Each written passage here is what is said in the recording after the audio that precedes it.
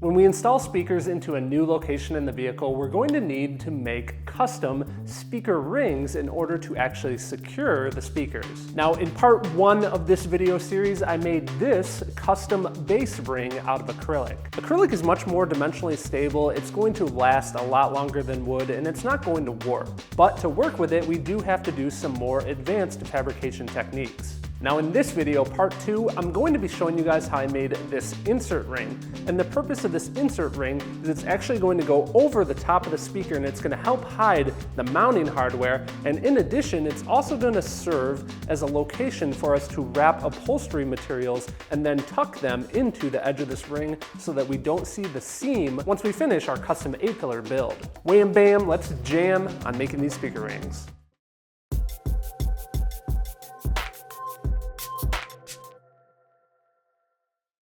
Hey guys, what's going on? I'm Mark. Welcome to CarAudioFabrication. Here on this channel, I do car audio reviews and lessons and build log videos like this video. So if you're new here, I would absolutely love to have you as a subscriber. Now, a real quick side note, if this is the first video you're seeing, this is actually kind of the middle of the series that I'm currently working on. So what I've done is I put together a playlist of the other videos that are part of this custom A-pillar build series, and I'll put them down in the description as well as at the eye icon up here in the corner of the screen. Okay, now my friends, we can start building.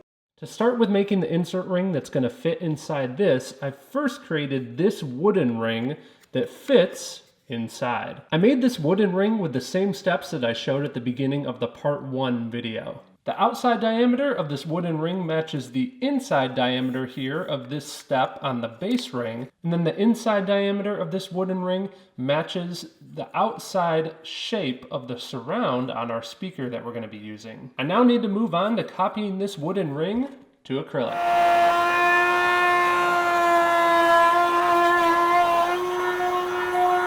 Alright, so I've got this completely flush copied, and as you can see, it fits into our original ring.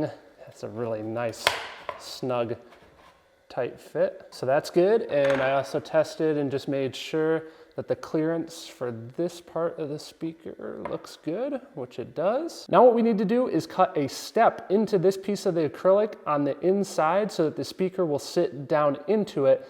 That way this surface here can touch this surface here once the speaker is completely contained. To do this, I'm once again going to be using a rabbiting router bit. In this case, it's going to cut into the material 3/16 of an inch, and I'm going to raise it about 1/4 of an inch out of the table. But much like before, since this is a little bit bigger cut, I'm going to do it in 2 passes of 1/8 inch for a total of 1/4 inch depth into the piece.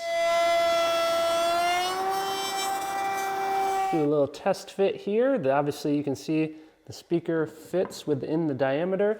And if we look at the side profile here, we've got plenty of clearance. So now when we put this ring on, this is the ring that the speaker will actually mount to. Now that speaker is completely contained. So here's what our assemblies look like with both of the rings assembled on each speaker. Now what we have left to do is we need to add some chamfers to this insert ring right here. We're going to add them on the outside and on the inside.